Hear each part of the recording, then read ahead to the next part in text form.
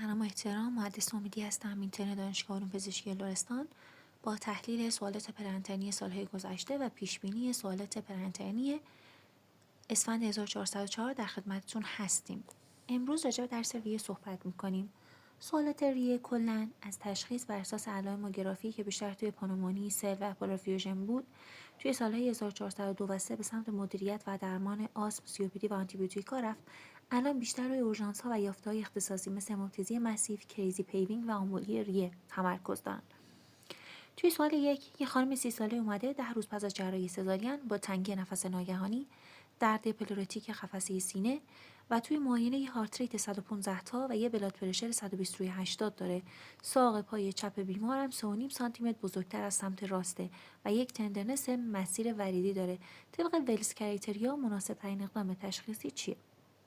خب بچه‌ها توی صفحه 6 ما راجبش صحبت کردیم که ارزیابی تصویری، بهترین ارزیابی تصویری برای ما سیتی آنژیوگرافی هستش که خب اگر که عدد ما یعنی بزرگتر از 4 بود ما سیتی آنژیوگرافی انجام میکنیم، اگر پایین تر و مساوی 4 بود دیگه میریم سراغ دیدایمر. حالا اگر این سیتی آنژیو تشخیصی بود که هیچی، پایان ارزیابی. اگر نبود اسکن ریه انجام میدیم، یا اینکه غیر ایمن بود یا زن باردار بود که اگه تشخیصی بود پایان ارزیابی، اگر نه غیر تشخیصی بود سونوگرافی وریدی انجام میدیم.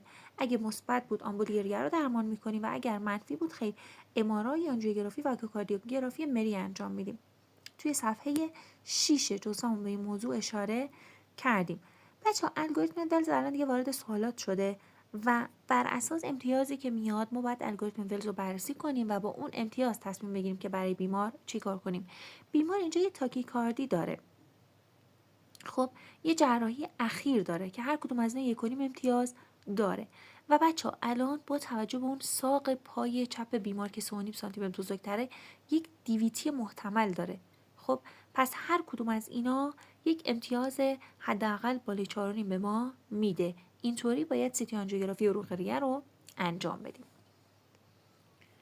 سوال 2، بیمار 65 ساله مبتلا به سی‌اوپی‌دی شدید با تشدید تنگی نفس مراجعه کرده. توی ABG بیمار کاهش PaO2 مشهوده. علت اصلی هایپوکسمی توی این بیمار کدومه؟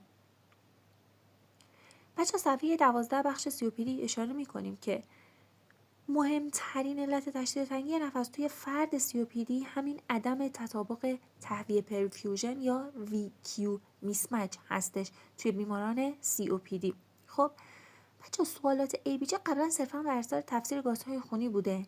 سال 1402 دیگه به سمت علت فیزیولوژیک حرکت کرده و توی 1404 بیشتر شناخت مکانیسم اصلی هایپوکسمی توی هر بیماریه که مهمه.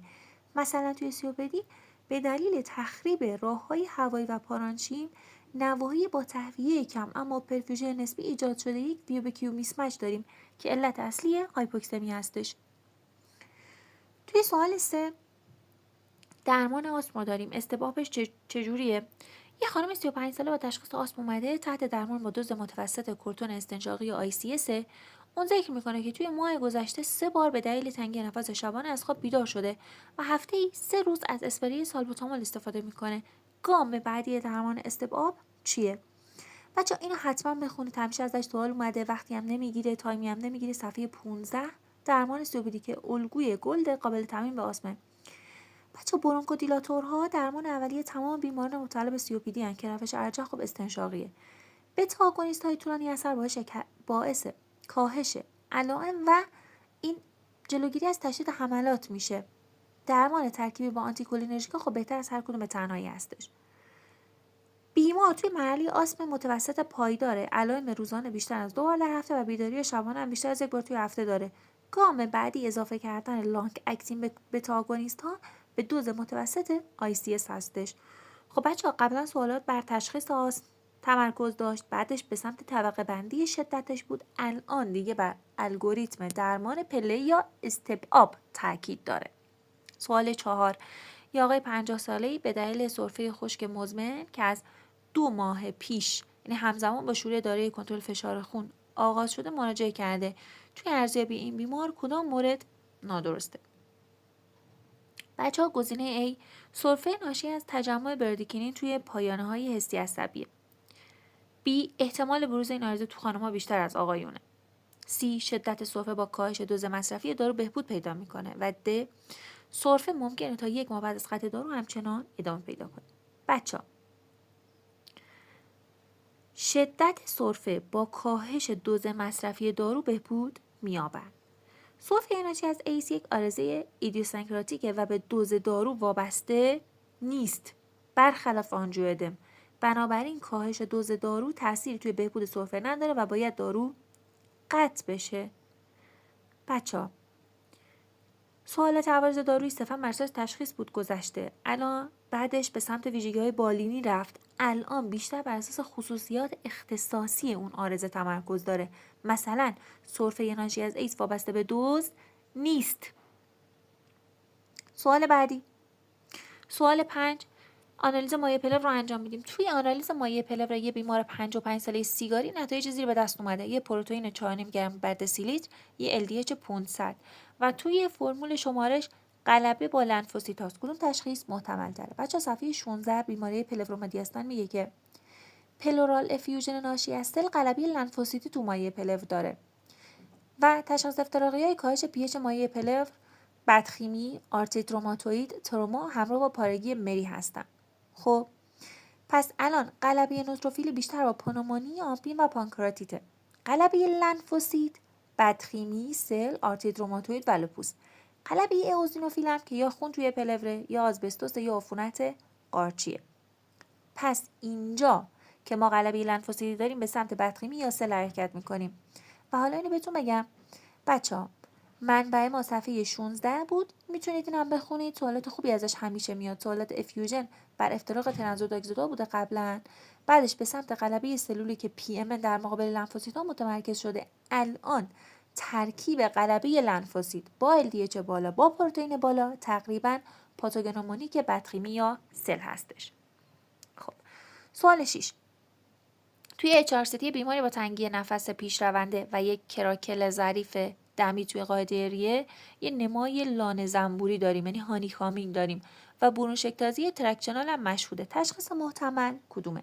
صفحه 21 بخش بیماری بینابینی ریه توی جزوه پرپاس میگیم که فیبروز آیدیوپاتیک روی یا IPF، یافته‌های HRCT، اوپاسیته رتیکولار سابپلورال توی نوای تحتانی ریه‌ها، نمای لانه زنبوری یا هانیکامینگ، برونشکتازی ترکشنال و عدم وجود نمای گرانگلس، نودول یا تراکم ریوی.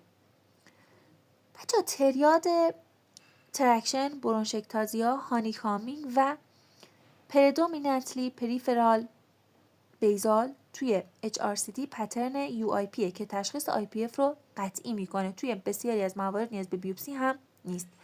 خب پترن‌های رادیولوژیک الان خیلی مهم شدن دیگه. OP، NSIP و UIP کلیدیه و باید به اینا دقت کنیم. سوال 7 در رابطه با یک بیماریه که با سابقه برونشکتازی اومده با دفع بیشتر از 500 میلی لیتر خون روشن توی یک نوبت و یک تاکیپنی شدیدی به اورژانس آوردنش. اولین اقدام درمانی توی برخورد با این بیمار چی هستش؟ خب بچه‌ها گزینه الف درخواست CT اسکن توراکس جهت تعیین محل خونریزی، به حفظ راه هوایی و انجام اینتوباسیون، سی تزریق فوری ویتامین K و FFP و دال انتقال بیمار به آنژیوگرافی برای آمبولیزاسیون شریان برونشیال. خب ببینید بچه‌ها گزینه دال یا گزینه ب یا حفظ راه‌های هوایی و انجام اینتوباسیون خیلی مهمه. چرا؟ سال 1400 بیشتر سوالات مرتکزی بر علت شناسی بود. بعد به سمت تشخیص منبع خونریزی حرکت کردیم که باید برونکوسکوپی می‌کردیم. الان بیشتر بر الگوریتم ABC توی اورژانس تاکید داره. توی هموپتیزی ماسیف یعنی بیشتر از 100 تا 600 سی تو 24 ساعت اولین اولویت ما اینه که ایوه بیمار رو حفظ کنیم. قبل از هر اقدامی برای تشخیص CT یا درمان که آنژیوگرافی باشه باید راه هوایی بیمار با انتوباسیون محافظت بشه. خب بچه‌ها یه آقای 45 ساله با تنگی نفس پیشرونده و نمای کریزی پیوینگ توی CT اسکن مراجعه کرده. توی بررسی بیوپسی تجمع مواد اوزونوفیلیک پاست مثبت و بدون سلول توی داخل آلوئول‌ها دیده میشه. درمان انتخابی توی مواد شدید این بیماری کدومه؟ آ که پالس کورتیکوستروید و متیل پردنیزولونه، ب لاواژ کلریه یا هول لانگ لاواژ با سالین گرمه، سی استفاده از داروهای ضد فیبروز یا نینتدانیبه، ده هم که تجویز ریتوکسیماب به عنوان درمان خط اول هستش. جواب ما که از صفحه 21 جزوه هستش، بیماری بینابینی، که جواب هول لانگ لاواژ یعنی لاواژ کامل ریه با سالین گرمه. بچه‌ها سوالات بیماری‌های بینابینی که بر تشخیص متمرکز بوده توی گذشته، بعد به سمت یافته‌های پاتولوژی و الان بر اساس درمان اختصاصی به سمت جلو داره میره. خب تشخیص هم که بر اساس پروتئینوز آلوئولی ریوی یا پپ، پاتولوژی، تجمع مواد پاس مثبت یا سورفاکتان توی آلوئول، درمان انتخابی موارد شدید هم لاواژ کامل روی باستالین برای خارج کردن مواد پروتئینی هستش. درمان ساپورتیو هم توی موارد خفیف میتونه GM-CSF باشه. بیماری خانم 75 ساله‌ای با سابقه آسم و پولیپ بینی پس از مصرف داروی مسکن برای درد مفاصل دچار حمله شدید تنگی نفس، ویزینگ و سیانوز شده. کدوم یک از داروهای زیر احتمالاً مسئول بروز این وضعیت؟ A که استامینوفن، B ناپروکسن، C کدئین فسفات و د شربت دکسترومتورفانه. بچه‌ها بیمار دارای سگانه آسم، پولیپ بینی و حساسیت به انسیده که با مصرف داروی مسکن احتمالاً ناپروکسن دچار این علائم شده. خب بچه‌ها با توجه به روند تغییرات مباحثی بیشترین شانس تکرار رو دارن. یکی هایپوکسمیه که توی COPD ویبیکو میسمچ هستش و توی ARDS شانت. 2 آمبولی ریه است که توی CT آنژیوگرافی ولز کرایتریا و احتمال بالا باید به اینا دقت کنیم، یعنی توی ولز کرایتریای بالا CT آنژیوگرافی انجام میدیم. و 3 آسم که درمان پلی یا استپ آب و اضافه کردن لاگ اکتین بتا آگونیست هاست. در ردیه‌های بعدی فیوژن پلف که غلبه سلولی لنفاسی توی بدخیمی و سل، بیماری‌های بینابینی، پترن‌های HRCD توی UIP، توی IPF و هماپتیزی مسیف که الگوریتم ABC که اولش باید اینتوباسیون کنیم مهم هستن. خسته نباشید.